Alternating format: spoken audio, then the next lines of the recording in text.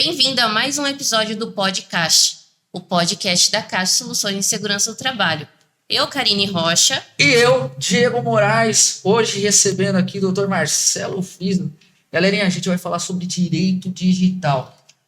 E eu vou começar agradecendo, doutor, porque de verdade, eu tenho que dizer isso, é pouco tempo que a gente se conhece, mas a sensação que eu tenho é que a gente se conhece há bastante tempo, porque o pouco que a gente conversou até agora, os 4, 5 encontros que tivemos, foi muito bom, muito produtivo e eu aprendi muito. E eu costumo dizer que pessoas que têm a ensinar, a gente tem que colar nelas, porque é isso que faz a gente evoluir. Então, agradeço de verdade o senhor ter aceito o nosso convite. Eu, a Karine, a gente faz um estudo, fica às vezes semanas lá tentando entender quais são as pessoas que nós vamos levar, que são pessoas que vão trazer, de fato, um conhecimento. O senhor veio para falar de direito digital, mas antes de mais nada, eu gostaria que o senhor se apresentasse. Vamos lá. Vamos lá. Boa tarde, boa noite, bom dia, não sei que horário o pessoal vai assistir. Isso, muito bom. Mas, de qualquer maneira, é um privilégio para mim, uma honra poder estar participando aqui com vocês. Eu agradeço muito a esse convite, ao Diego e à Karine, com quem a gente já tem um relacionamento profissional e já estamos estabelecendo um relacionamento de amizade também. Isso é muito bom. Isso que o Diego disse, realmente, em pouco tempo a gente criou uma afinidade e isso é inexplicável, isso é muito bom. O trabalho a gente sente que produz melhor quando você está trabalhando com pessoas que estão em sintonia, né? E essa sintonia a gente não compra, não aprende aqui e ali, é uma coisa que acontece naturalmente. Foi isso que aconteceu. Por isso eu estou muito, muito feliz e agradecido por essa oportunidade, esse privilégio, Diego. Perfeito. O senhor é advogado? Advogado? Sim, eu advogo aqui na cidade de Americana e região desde 1993 e apesar de ter começado com uma advocacia geral, hoje o meu foco pode-se dizer que 90% é a advocacia empresarial e mais ainda a preventiva, porque existe aquela advocacia trivial de você corrigir erros, né, ou sanar problemas que já aconteceram, e isso é muito comum, mas é sempre melhor prevenir do que remediar. Já fez o ditado. E esse ditado é perfeito especificamente para empresas, porque é muito grande a demanda de problemas que a gente pode ter de uma empresa, de uma administração, e para que a gente possa mitigar esses riscos, a gente precisa do quê? Prevenção. Então, a advocacia preventiva, ela é o seguinte, ela é orientação dentro da legislação, metodologia para que a empresa possa evitar um passivo, seja ele trabalhista, civil, comercial, que ele pode ser de diversas formas, né? Mas, assim, é sempre no sentido de trabalhar, estudar o que é que a empresa faz, como é que ela está administrando o seu dia a dia e ali identificar possíveis riscos, evitar que isso aconteça. Perfeito, seria interessante se... Aliás, a gente poderia pensar em todas as áreas, né? A segurança do trabalho, por exemplo, se ela já chama antes de qualquer coisa, antes de qualquer problema, ou melhor, antes de qualquer coisa. Sim. Já iniciaram um projeto, igual a gente costuma falar que nossos trabalhos lá são focados de forma personalizada, né? A gente constrói dentro da nossa metodologia por andragogia treinamentos que são personalizados. Mas enfim, muito interessante o que o senhor falou, é bem isso mesmo, né? Mas a vida ela está 100% digital. E eu vi, né, recebi um material do senhor, dei uma boa lida. No material da sua palestra, você começa dizendo que a vida está 100% digital. Isso já virou uma realidade, isso é fato. Uhum. Mas quando foi que a internet deixou de ser um espaço sem lei para se tornar um ambiente regulado? Vamos lá. Vou voltar um pouquinho no tempo para que a gente possa entender. Perfeito. É bastante fácil para mim entender toda essa mudança através do tempo, porque eu comecei, como eu disse, comecei a advogar em 93, onde a gente ainda usava papel, máquina de escrever, carbono para fazer a cópia daquilo que ele estava fazendo, todo esse tipo de coisa. Né? As guias em que você tinha que recolher taxas de banco eram guias que você batia na máquina de escrever e ia até o banco pagar. Hoje, novas gerações sequer sabem o que é isso, não tiveram nem contato com esse tipo de coisa, com máquina de escrever, papel físico, com carbono. Se máquina de escrever às vezes não sabe, imagina. Máquina de escrever não sabe, você imagina como é que é. Então, no final já dos anos, segunda metade dos anos 90, a internet começou já a entrar forte no nosso dia a dia, né? Seja na questão profissional, como também na questão pessoal, lazer também, né? E isso veio crescendo cada vez mais. Hoje, assim, até é meio redundante eu falar o quanto que a internet faz parte da nossa vida, e faz mesmo. Hoje a gente não consegue fazer mais nada sem ter um smartphone na mão, né? Ali você tem tudo, né? Você paga suas contas, você tem os seus momentos de lazer para você fazer suas fotos, seus vídeos e tudo mais. É tudo ali. Sim. E isso graças a essa evolução. Essa evolução é muito boa, não tenha dúvida disso. Ela traz muitos benefícios, principalmente porque praticidade e agilidade são os principais, né? Então a gente consegue condensar, você consegue levar dentro do seu celular todos os documentos do seu escritório sem precisar ficar levando documentos físicos, né? Então isso não tem a menor dúvida que facilita demais. Isso que nós estamos fazendo aqui, alcançar muitas pessoas através de um bate-papo que pode hoje ser difundido, que como não era possível nos anos 90. Né? Nos anos 90 você tinha o acesso com uma televisão e você reduzia muito o alcance. Hoje você pode expandir em qualquer lugar do mundo, qualquer lugar do planeta, eles podem estar nos assistindo aqui graças à internet. Então são benefícios sem dúvida nenhuma. Mas essa entrada da internet de uma vez no mundo moderno, ela vai começar realmente a partir dos anos 2000, mas vamos dizer assim, do século 21 mesmo, que agora ela já é uma situação completamente assim, imprescindível. Hoje ela já não é mais um lazer ou uma das opções que você tem para trabalhar, ela é necessária. Então, eu diria que a partir do século XXI nós vivemos o século realmente da internet e isso para todo tipo de atividade. Perfeito. A gente diria o atlas da resposta, né? Tudo você busca do mais importante ao talvez então irrelevante. Isso, você pode pegar uma receita de bolo, você pode pegar um joguinho para momentos de lazer e você pode fazer uma pesquisa de física quântica. Então a internet ela te facilita muito a vida e ela te dá muitas possibilidades. Isso é inegável. O grande detalhe é que, a partir disso, né, tudo tem prós e contras, né, nessa vida. Então, ao mesmo tempo que ela te dá muita liberdade de poder, muita possibilidade de você poder explorar mundos que antes não eram possíveis, hoje também você tem que tomar certos cuidados, né, porque senão a internet vai passar a ser um negócio de terra de ninguém, como já foi no começo. Esse é o cuidado que a gente tem que ter. Então, nós estamos falando aqui que, nesse momento, já lá, existem riscos que acompanham esse crescimento, que acompanharam. Sem dúvida nenhuma, porque nós estamos falando de uma ferramenta poderosíssima na mão dos seres humanos. Sim. A gente sabe muito bem que o ser humano, ele tem a propensão para fazer coisas boas, mas ele tem uma suscetibilidade a uma tentação de fazer coisas erradas. Até mais em alguns casos. Ou seja, a gente cria uma dicotomia muito perigosa. Perfeito. Então, de um lado, você tem a ferramenta na mão para ser usada e bem usada, para tirar proveito, e ao mesmo tempo essa ferramenta também ela pode fomentar o uso para coisas erradas. E é exatamente por conta disso que a gente precisa fazer uma regulação, uma regulamentação. E isso é o que a gente chama de direito digital. Conjunto de leis que vão estar, ao mesmo tempo, dando a liberdade para que você possa estar usando a internet, mas sempre colocando limites. porque senão, de novo, vai virar uma terra de ninguém e isso não pode ser admitido, né? Porque a gente tem muitos problemas causados pela internet, a gente vê todo dia notícia a respeito disso, e nós vamos conversar um pouquinho exatamente sobre essas leis e aonde que estão esses limites, o que a gente tem que obedecer.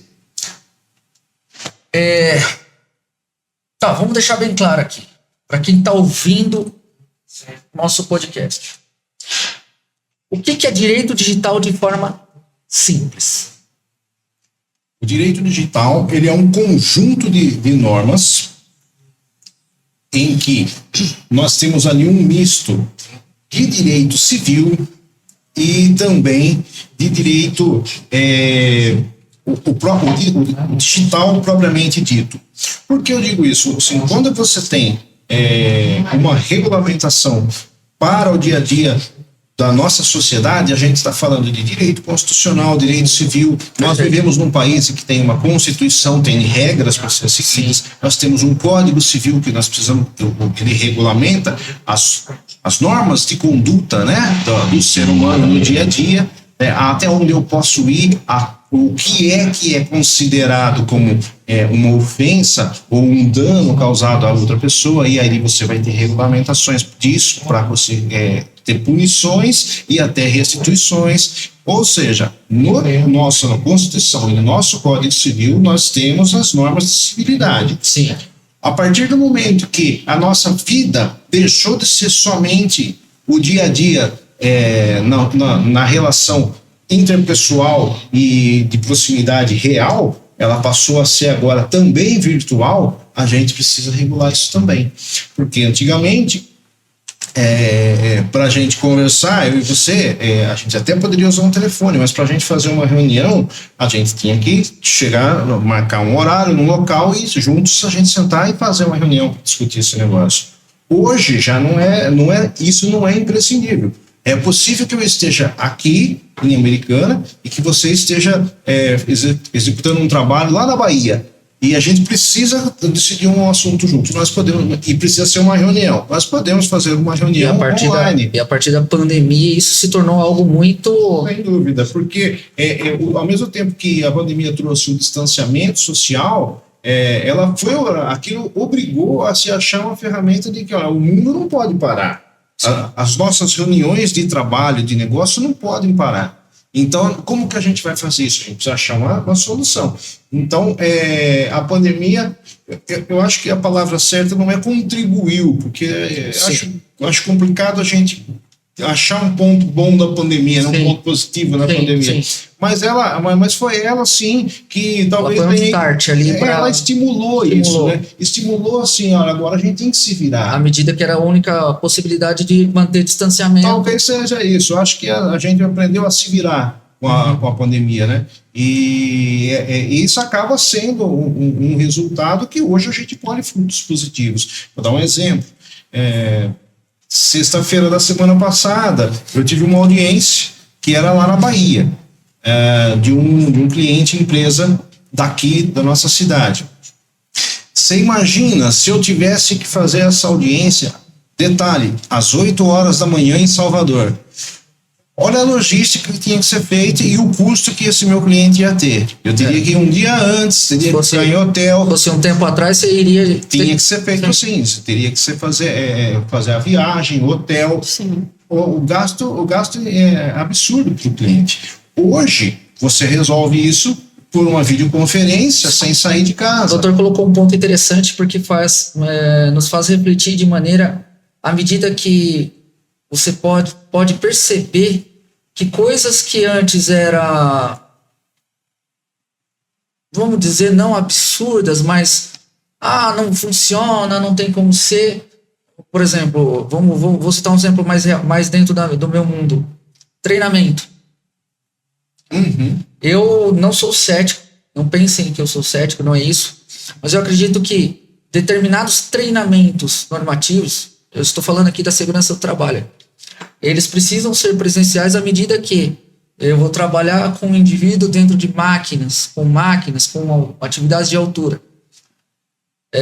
Note que se eu estiver falando de um curso de CIPA, ok, porque já é mais temático. Uhum. certo? Mas até no passado, você entende que aquilo precisa ser presencial. E de repente, nesse ponto, a gente percebe que, olha, não precisa. Eu ainda tenho a abertura de dizer assim, a depender da cultura do indivíduo, o treinamento à distância pode ser perfeito, não tem problemas. Mas o ponto precisou regular, precisou controlar isso daí. Então, o que eu posso, o que eu não posso? Seria esse ponto que o senhor levanta para nós. Sim, eu vou dar um exemplo pegando esse gancho seu. A gente hoje pode aprender a trocar um chuveiro em casa assistindo um vídeo no YouTube. Você vai achar o que você Técnicos quiser. de YouTube. Como fazer tal coisa. Você vai, o tal do como fazer, você vai achar tudo. Se a pessoa assiste até o final o vídeo, será? E depois é bem disso, Diego. Não é só questão de assistir até o final. E ali no vídeo, se esquece muitas vezes que o cara está mostrando, aquela pessoa que está mostrando aquele vídeo, e eu acho vamos dizer, deixar bem claro aqui, acho que é uma excelente contribuição, acho que ajuda, acho que tem um grande valor, tá?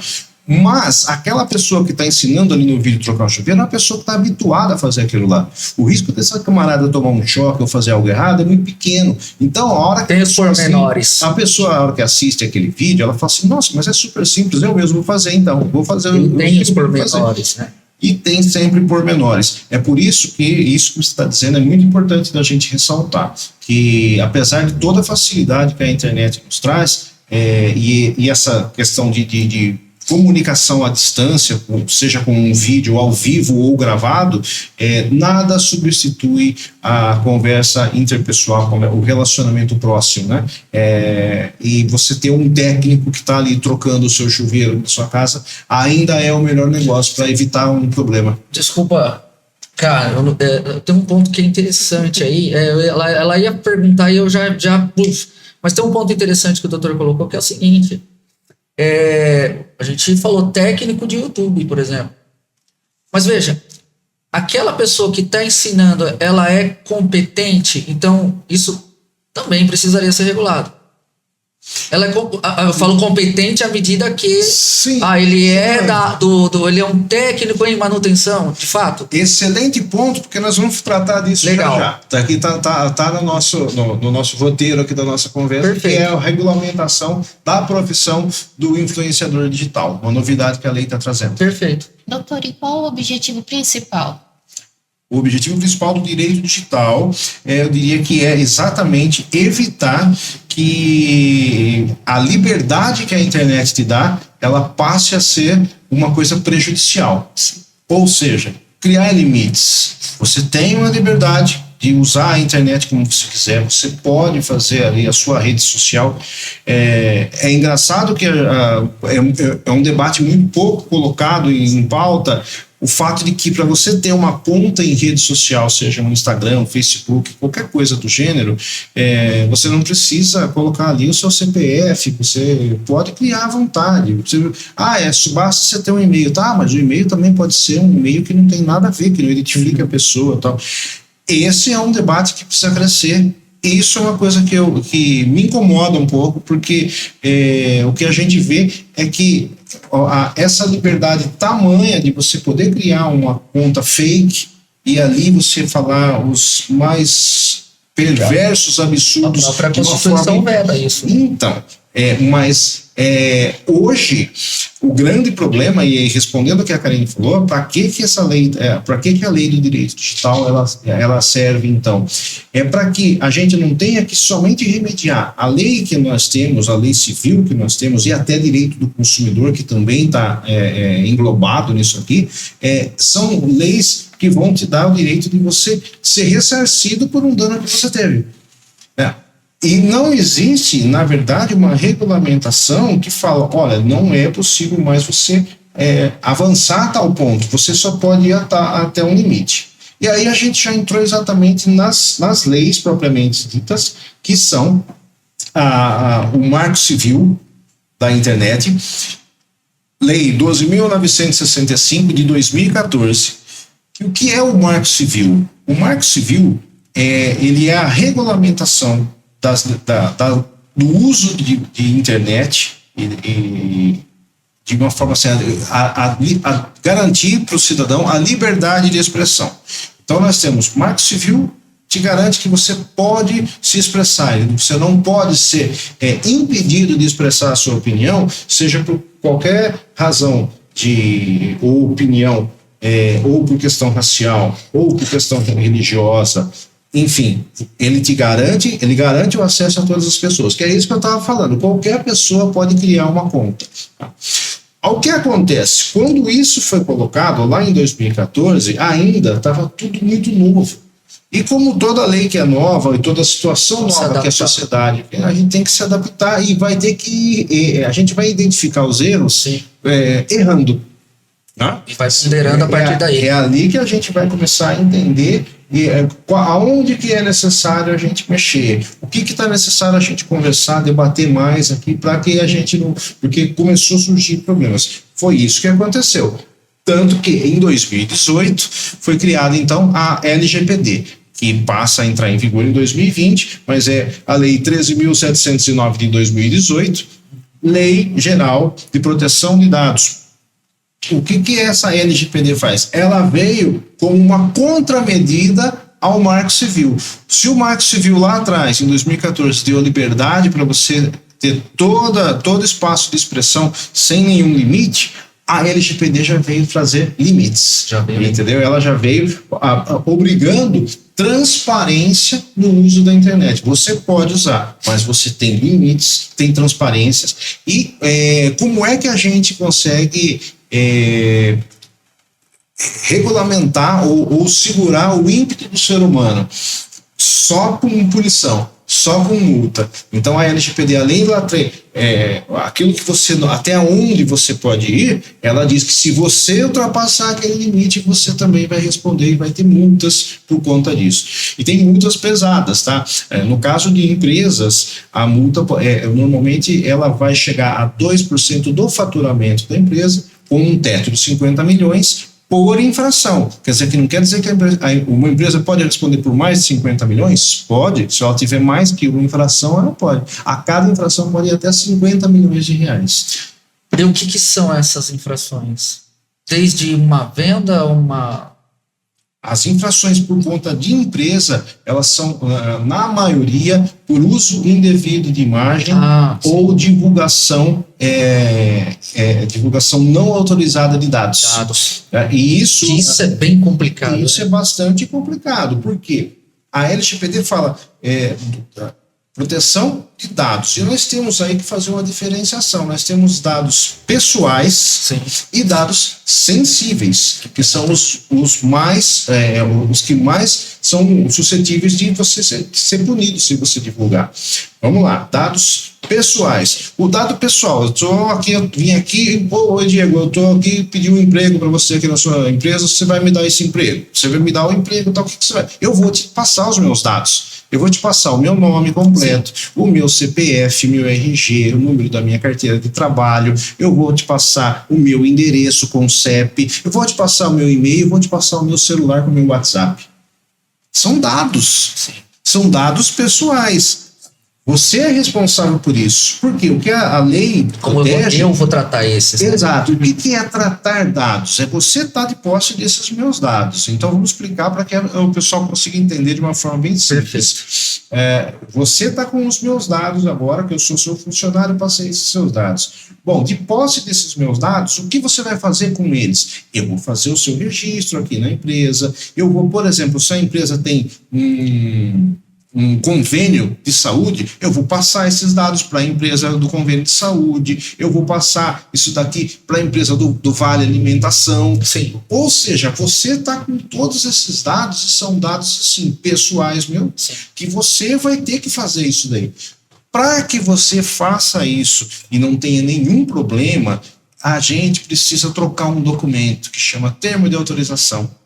Se o empregado está te passando esse termo de autorização, e daqui a pouquinho eu falo um pouco mais específico dele, quais são as nuances, quais são os pontos principais e imprescindíveis de um termo, para que isso seja feito, a gente precisa conversar aqui antes. Por quê? Eu estou autorizando você, Diego, que agora passou a ser meu patrão, a mandar para empresa X de plano de saúde, a empresa X de vale alimentação, a empresa X de transporte.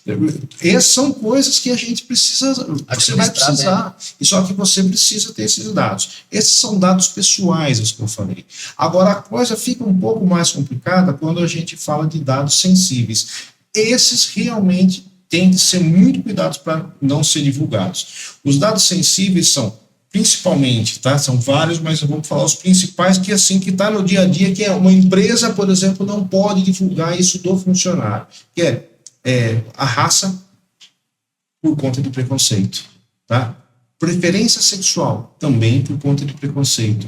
Etnia, alguns dados que são específicos de saúde. O ASO, por exemplo. Se a pessoa tem um problema de saúde X e ela veio aqui, então, eu vou voltar no nosso exemplo. Estou aqui, você está me contratando como funcionário, você vai me perguntar, você tem algum problema de saúde? É uma pergunta natural e até aceitável que a empresa faça, porque na hora que ele está te contratando, ele vai fazer um admissional. Tem todo um perfil, vai fazer um exame admissional. E se a pessoa, naquele exame admissional, aparece lá que ele tem um problema? Então você não pode divulgar isso para terceiros. Perfeito. Outra coisa, o grande problema de divulgação de dados para terceiros é exatamente os mal intencionados, os famosos hackers que vão roubar esses dados para tentar levar alguma vantagem sobre a sua pessoa. Ele vai ter ali o seu e-mail, ele vai ter vários dados que você tem ali, o número do seu celular. Com isso, os especialistas nisso daqui, especialistas do mal, ele vai fazer o resto do trabalho. Ele vai chegar até a sua conta, ele vai roubar a sua senha, ele poderá roubar seu dinheiro, ele poderá roubar o seu perfil de rede social, né? E com isso ele tentar aplicar um golpe. Eu vou te contar um negócio aqui que aconteceu comigo faz um mês. Eu estava trabalhando no escritório, uma mensagem de um cliente falou: olha, acabei de receber uma mensagem aqui, tá com o seu número aqui, seu nome no WhatsApp, falando que saiu o dinheiro do processo nosso lá, tal. Eu falei: manda para mim esse dinheiro. Ele mandou o print para mim. Então tinha lá um número que não era o meu, era inclusive um outro DDD com o meu nome. E conversando com o meu cliente: senhor fulano, o nosso processo está em fase de finalização e nós precisamos que o senhor entre em contato aqui conosco para poder receber o seu dinheiro. Eu falei para ele, isso é golpe. Então, agora, como que a pessoa pega? Não é tão difícil, porque eu tenho, assim como todos nós aqui como profissionais, nós temos ali uma rede social que divulga o nosso trabalho, e ali está o meu nome, ali está a minha atividade. Então para essa pessoa mal intencionada, esse malandro que está querendo dar o golpe, não é nem tão difícil dele copiar uma foto minha e criar um outro Instagram falso e achar esse cliente. Impressionante, né? Você fala assim, mas como que ele descobriu aquela pessoa que tinha um processo? Esse é também um dos riscos graves que a gente tem com a internet hoje, que domina inclusive a parte do direito. Estou falando do judiciário, tá? Os processos são públicos e são digitais. Qualquer pessoa consegue acessar processo. As exceções, obviamente, são os processos de família que correm em segredo de justiça. Então, aí é sigiloso. Mas um processo, por exemplo, de um acidente de carro, uma indenização, uma execução até, uma execução... Ele terá esse acesso ali de forma... Vai ter o acesso. Se você digitar, se você entrar no site do Tribunal de Justiça de São Paulo e fazer uma pesquisa por nome da pessoa ou por um documento, um CPF da pessoa, você vai achar os processos que a pessoa tem. Então é muito fácil de isso ser acessado. Trazendo aqui um pouco mais para o nosso público aqui. Vamos imaginar ali na empresa, o setor de segurança do trabalho, geralmente algumas ali, na verdade geralmente é separado, né? Mas já vi essa situação acontecer que a medicina está junto, né? Então você tem ali a pessoa com o ASO. Eu entendo que se a Karine está aqui, ela precisa passar para mim as informações, como o exemplo que o doutor citou, do convênio. Mas vamos imaginar que aqui eu tenho que fazer um termo, então, de uso dos dados ali. Autorização de uso. Autorização, beleza, essa é a primeira etapa.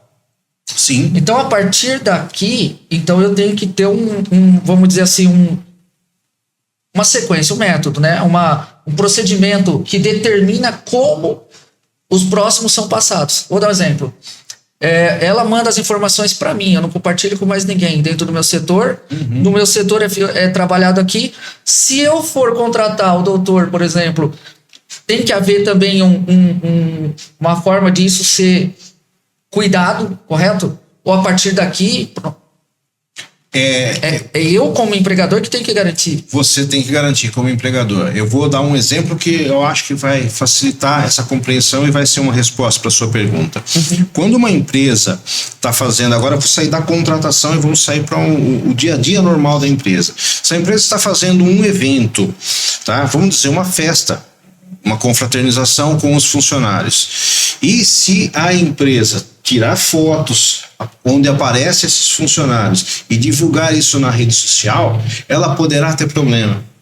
Parece que não, mas ela poderá ter problema. Porque aquilo que pode parecer que é apenas uma situação inofensiva e até alegre, divulgando o momento alegre dos funcionários, se você não tem a autorização daquele funcionário para divulgar, isso vai te dar problema lá na frente. Então, a recomendação que a gente faz à empresa, quando vai fazer um evento, e pode ser, estou dando esse exemplo de evento, mas pode ser, Diego, uma situação assim, às vezes ele está divulgando um produto.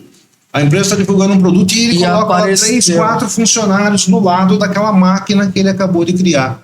A máquina que ele acabou de fabricar. E divulgando aquilo num portfólio, numa revista especializada. O que acontece?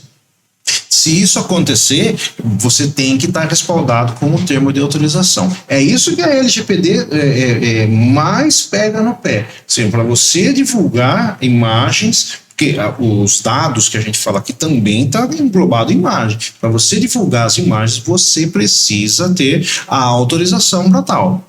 Se você não tiver essa autorização... A partir do momento que eu não tenho ela, não é nem... Bom, é questão de não poder, mas eu falo assim, a pessoa já tem algo que, olha, eu não autorizei, você não tem, então eu enquanto por exemplo, a gente faz fotografia dos nossos treinamentos. Certo.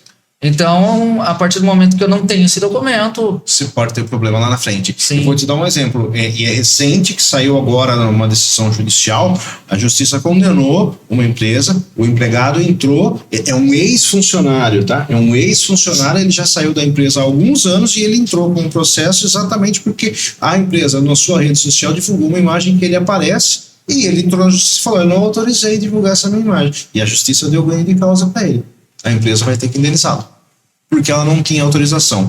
Uma recomendação básica que a gente pode passar para o empresário é o seguinte, se você tem... É óbvio que isso fica um pouco mais difícil se é uma empresa de grande porte, tem muitos funcionários. Mas se é uma empresa que tem um número aceitável de funcionários que dá para você ter um controle mais fácil, você já pode criar esse termo de autorização no ato da contratação. Ou seja, a partir do momento que ele está... eu já vi isso.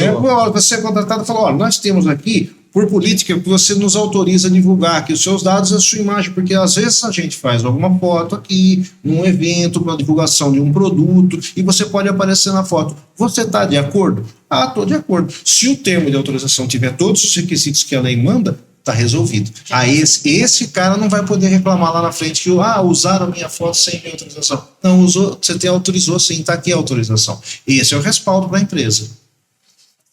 A gente recebe dados, a gente emite certificados. E a gente percebe mesmo o quão cuidadoso é o cliente com essas informações. E até ele só nos disponibiliza no último minuto a informação para a certificação e de uma forma realmente bem assertiva ali, vamos... O que acontece, Diego, é que assim, que as pessoas passaram a ter muito medo, porque assim, ainda bem se divulgou muito nos últimos anos os crimes cibernéticos, né? E exatamente por conta disso foi criada em 2021 a Lei dos Crimes Cibernéticos, assim chamada, que é a Lei 14.155 de 2021. essa lei já ela traz já as punições para os diversos crimes que podem existir. Os mais comuns são os golpes mesmo. Esse exemplo que eu dei, que a pessoa tenta se passar por outra pessoa e tirar dinheiro de outra pessoa. Redes sociais aí que vendem pela rede social e aí não... Isso é chamado estupro virtual, né? Porque é o seguinte, isso veio baseado lá de 2012 daquele episódio da atriz Carolina Dickman. Eu lembro. E foi criada a lei que, inclusive, tem até a lei com o nome que leva o nome dela. Exatamente, é de 2012. Porque íntimas, pessoas pegaram fotos íntimas dela, começaram a ligar para ela, mandar mensagem para ela, exigindo que ela pagasse, porque senão faz sentido o termo. É uma extorsão. Sim. Né? Então eles fizeram essas ameaças: se você não nos pagar o valor X que eles queriam, nós vamos divulgar. Ela se negou e eles realmente divulgaram. Isso repercutiu nacionalmente e tal. As pessoas foram encontradas e foram condenadas, foram para cadeia. Né? E com base nisso foi criada a lei. Você vê, lá em 2012 foi muitos debates até que se chegou a lei em 2021. E é uma lei importantíssima porque ela rebate isso. E essa lei ela trouxe mudanças com relação ao que tinha anterior, tá? Porque assim, ela apertou ainda mais, ela aumentou questões de pena. Por exemplo, invasão de dispositivo. Você pegar um celular, está aqui e ela saiu da sala, você pega o celular dela e vai fuçar no celular dela e talvez roubar alguma coisa ali. Pode ser uma imagem, pode ser um dado, pode ser uma senha, isso é uma invasão de dispositivo. Você sabe que isso daqui, antes dessa lei, era 3 meses a 1 ano a prisão. Agora é de 1 a 4 anos mais multa. Então foi uma inovação que ela para aumentar. Entendeu? Outra coisa, o furto por fraude eletrônica, que é aquele enganar vítimas, né, usando sites falsos, perfis falsos, para tentar extorquir, tirar dinheiro da pessoa. Esse também é uma pena de 4 a 8 anos mais multa. Então as leis estão ficando mais severas. Efetivamente se nota também a aplicação dessa. Isso, porque e ainda tem um acréscimo. No caso, se a vítima for idosa, essa pena vai ser acrescida de 1/3 a 2/3. Sim. Porque o idoso é mais vulnerável. Aproveitou ainda da vulnerabilidade. Exatamente. Então você vê que são coisas assim que a gente vai debatendo, como eu disse lá no começo. À medida que a gente vai aprendendo com erros, a gente vai achando contramedidas. Tem uma observação aqui que fala, é uma pergunta que eu ia colocar, mas eu vou dar um exemplo meu mesmo. Eu entrei nessas redes sociais aí, e aí comprei uma geladeira. Tá rindo, né? Eu tô. E olha, doutor, não sei, não vi, você fica um pouco desassistido, claro, não é bem assim, a gente sabe que se for correr atrás, você tem a legislação para isso, né? Talvez, às vezes, não compense tanto pelo aquisitivo, mas a punição gera a cura. Uhum. Ensinar faz com que outros não façam, né? Isso. Facebook tinha antigamente aberto isso, vendas, né? E aí começou a ter tanto problema que o próprio Facebook falou, opa. A gente chama isso de teoria do desestímulo, né? A partir do momento que você começa a punir, outras pessoas vão ter medo de fazer a mesma coisa. A ideia da receptação, que é o crime de maior proporção, né? E aí eu acabei que fiquei sem ser ressarcido. Mas sem geladeira também. Eu tive que dar o meu jeito. Mas imagina no tempo, então, no momento que não havia essa legislação. Exato. Então, por isso, é o que eu disse. Hoje, você já tem respaldos. O ideal... Eu que trabalho muito na área preventiva, o ideal é que a gente se previna para não acontecer esse tipo de coisa. Mas já que a gente está vivendo nesse mundo e que está todo mundo sujeito a cair, por um pouco, o meu cliente não caiu num golpe que levava o meu nome. Uma pessoa se passando por mim, querendo extorquir dinheiro por muito pouco. Se ele não me chama...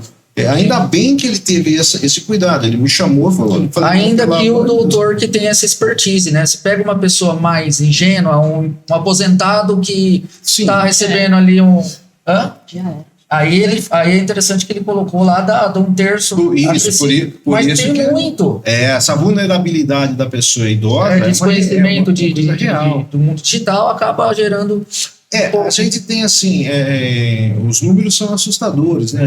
A gente pensa que todo mundo, quando a gente usa o celular, a gente usa a rede social, a gente está usando isso aqui, um programa que é divulgado através da internet, um programa de TV, de entrevistas. Então a gente está muito acostumado com isso, mas nós somos uma esmagadora minoria, porque se você for buscar números, a gente vai ver que existe o tal do analfabetismo digital, né? O analfabeto digital é aquele que, assim, ele não tem o menor acesso, e isso daí não é nenhuma forma agressiva ou uma conotação uma conotação de fato, que você está diminuindo a pessoa. O analfabeto digital pode ser um parente seu que seja um idoso, né?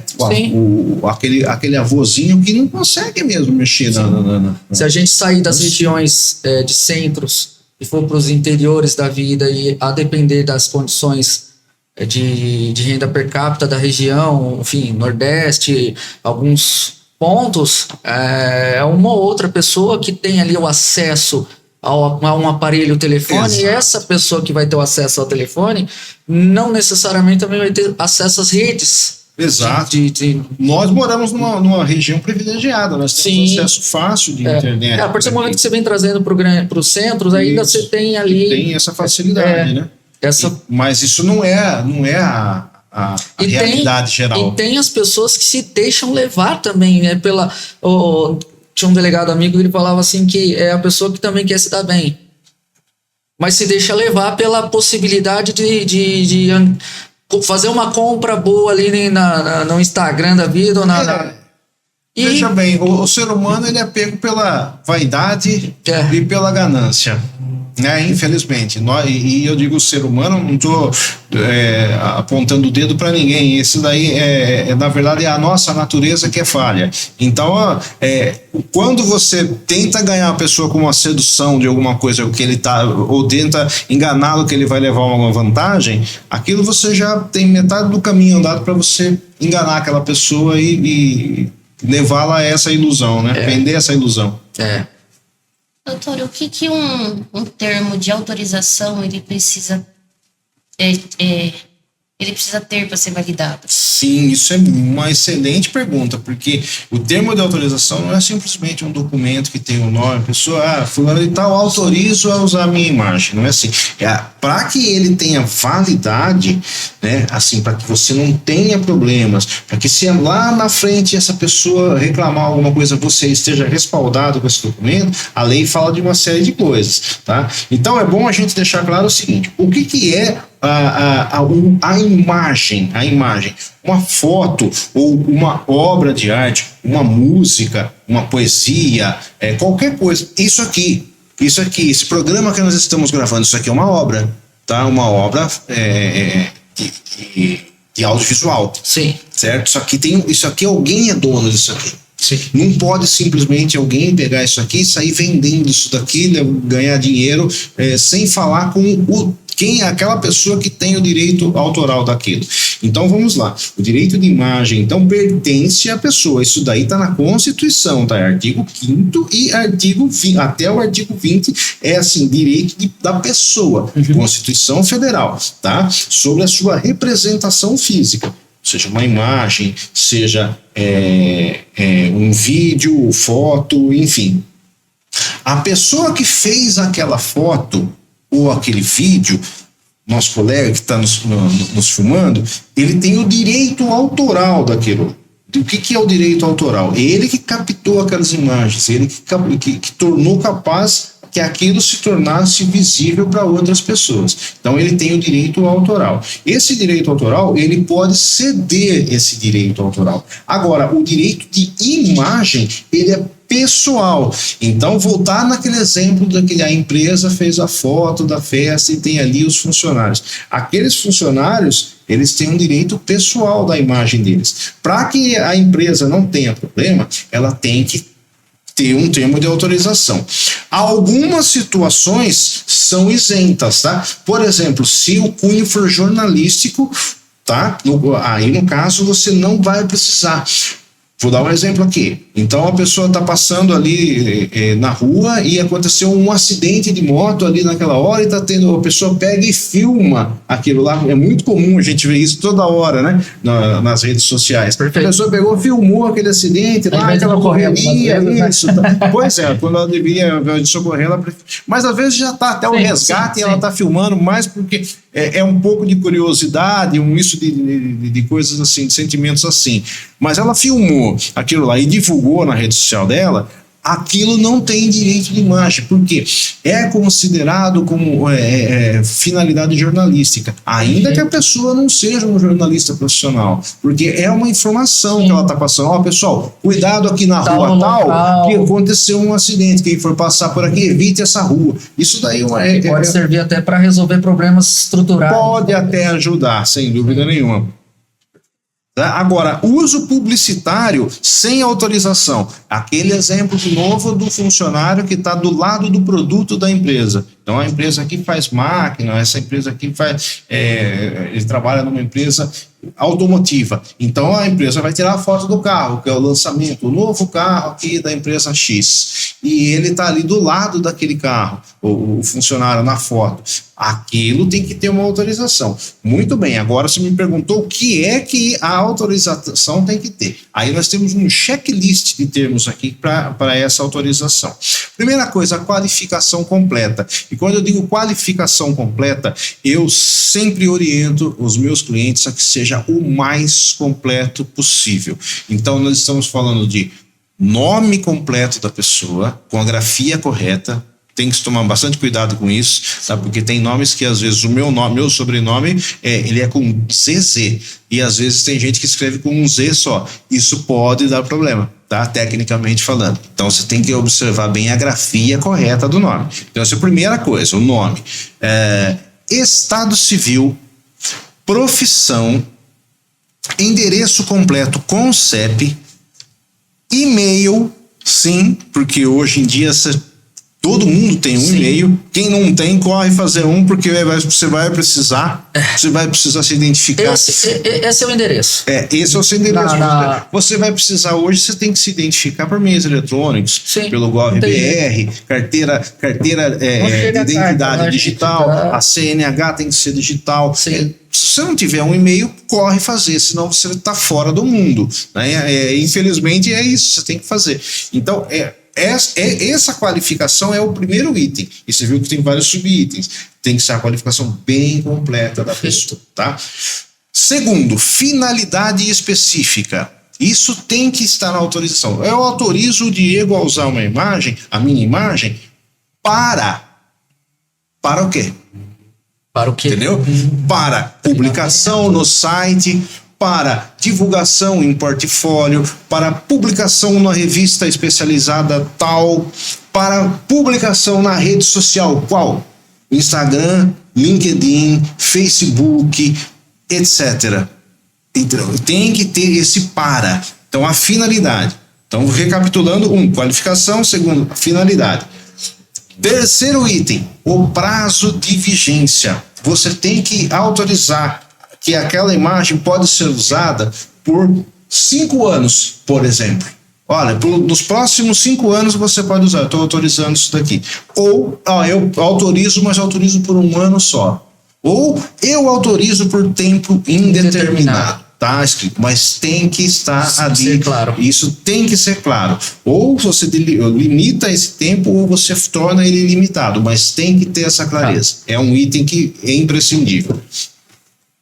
Outra coisa, remuneração. É oneroso ou é gratuito? Isso é importantíssimo. Sim, faz sentido. Assim, que a depender de como eu utilizo, né? Autorizo gratuitamente ou sem nenhum ônus a usar à vontade a minha imagem para tal finalidade. Naquele termo você vai colocar. Ou então, autorizo mediante o pagamento de cachê, honorários, ou no valor de X reais. Também tem que constar. Para que depois a pessoa. E às vezes, e dependendo da situação, dependendo daquele objeto, naquele caso específico, às vezes é vantajoso você combinar um valor. Normalmente isso acontece muito quando é uma pessoa uma pessoa pública, um artista famoso. Então você vai trazer aqui, olha, vou trazer aqui para divulgar isso, o merchan. Então eu estou trazendo aqui o cantor ou o ator fulano de tal, para ele vai vir participar aquilo lá, talvez seja faz a tua marca também. Isso, aquilo vai levantar a sua marca, aquilo é uma bonificação que você vai estar trazendo para o seu negócio. Mas talvez aquilo tenha que ser negociado com valores. Perfeito. Então pagou X. E a última coisa, tem só última coisa, a voluntariedade, que ali, o que é voluntariedade? É assinar sem coação. Ou seja, ele tem que declarar que está de livre, espontânea vontade, eu estou autorizando. Então, assim, é mais um requisito que tem que ter. Perfeito. Doutor, eu vou pedir só um segundinho. A Karine tem um compromisso a gravar na outra emissora. Perfeito. Agora Da Globo. Karine tá chique, hein, queria agradecer, muito obrigado. Eu que agradeço, tio. Obrigado, Karine. doutor. Muito obrigado. Até mais. Até mais, até a próxima, pessoal. Até. Continuando aqui, doutor. Na sua apresentação, você fala bastante sobre o futuro digital. Então vamos para esses 3 temas: IA, metaverso e criptomoedas. Vamos lá. Bom, a inteligência artificial, ela deixou de ser uma coisa de cinema ou uma coisa da ficção para ser uma realidade nas nossas vidas. Hoje a gente usa para tudo.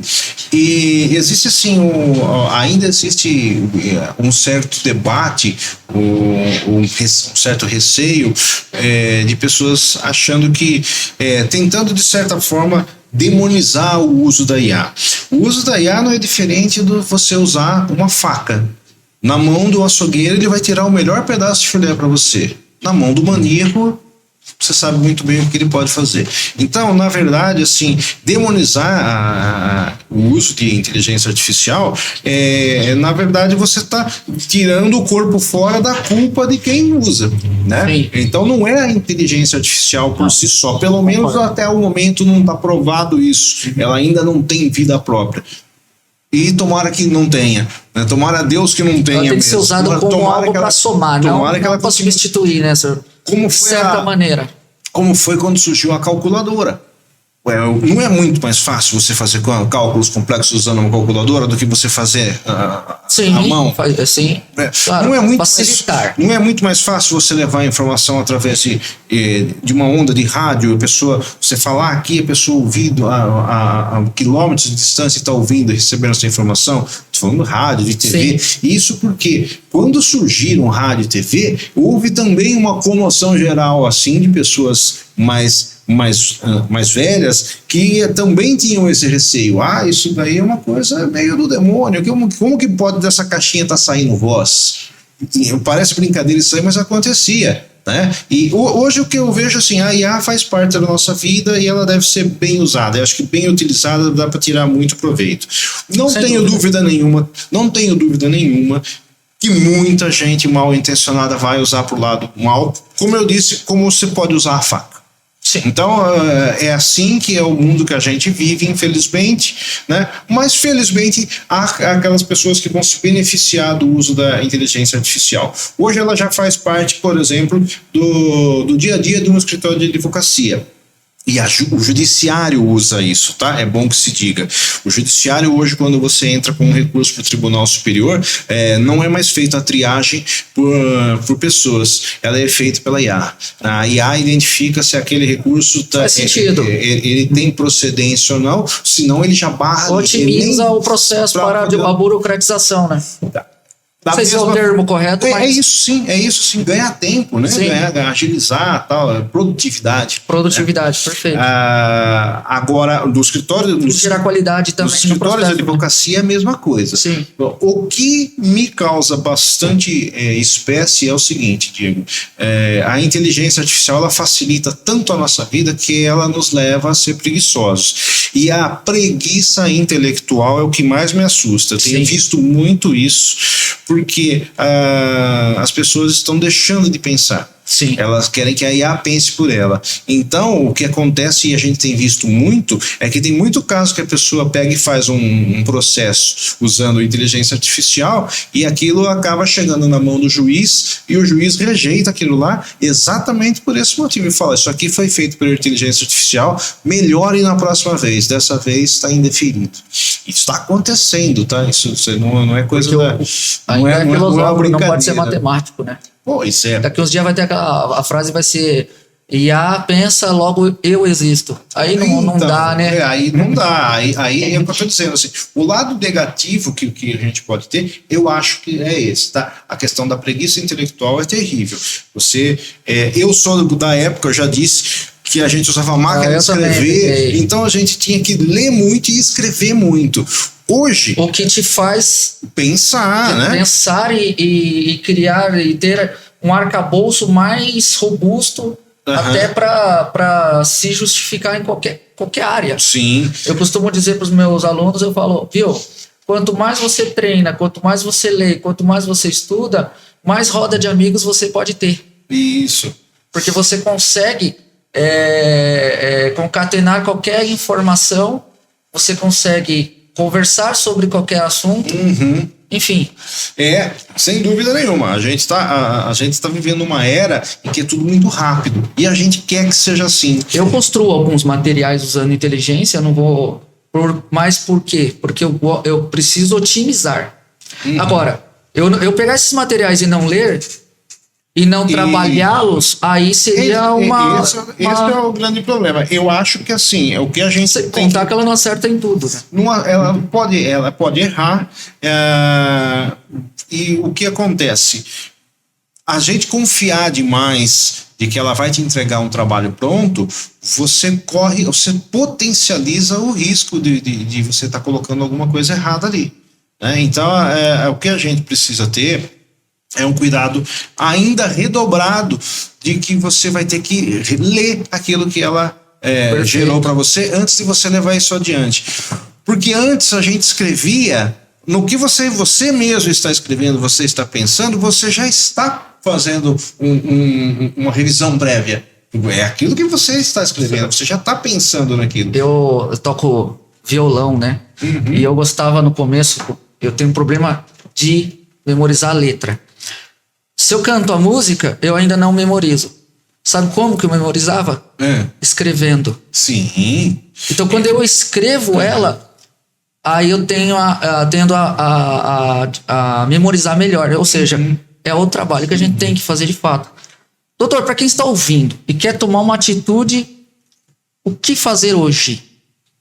3 ações imediatas, são isso? Na verdade é o seguinte,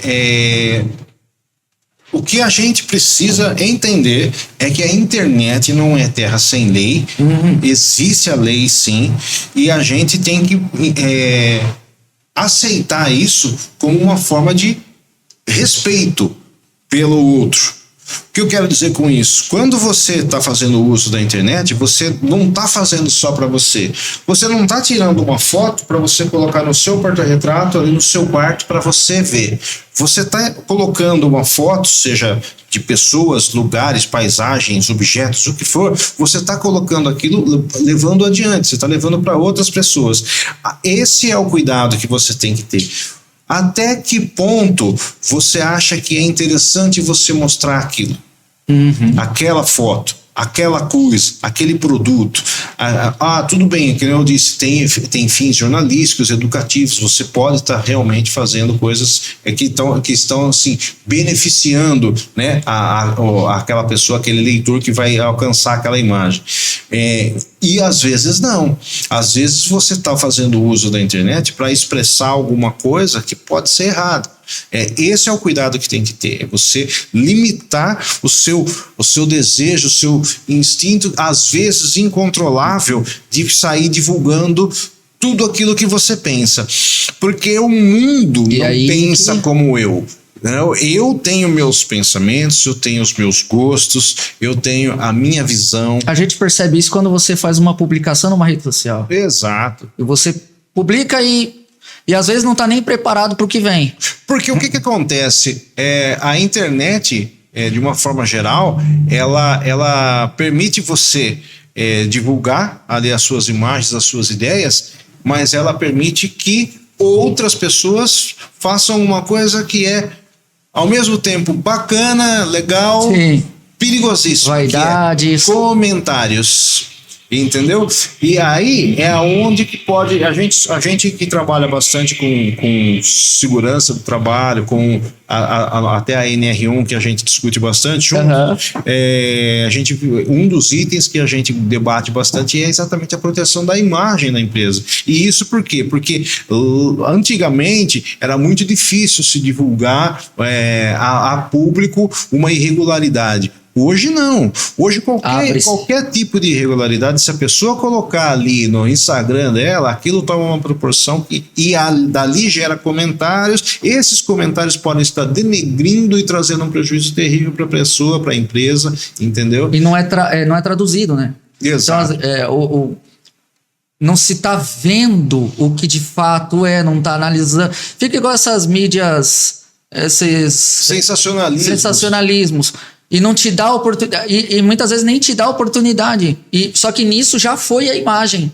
Muita gente comenta sem sequer saber do que ele está falando. Exato. É só pelo instinto de querer comentar e participar da discussão. Esse é um grande perigo.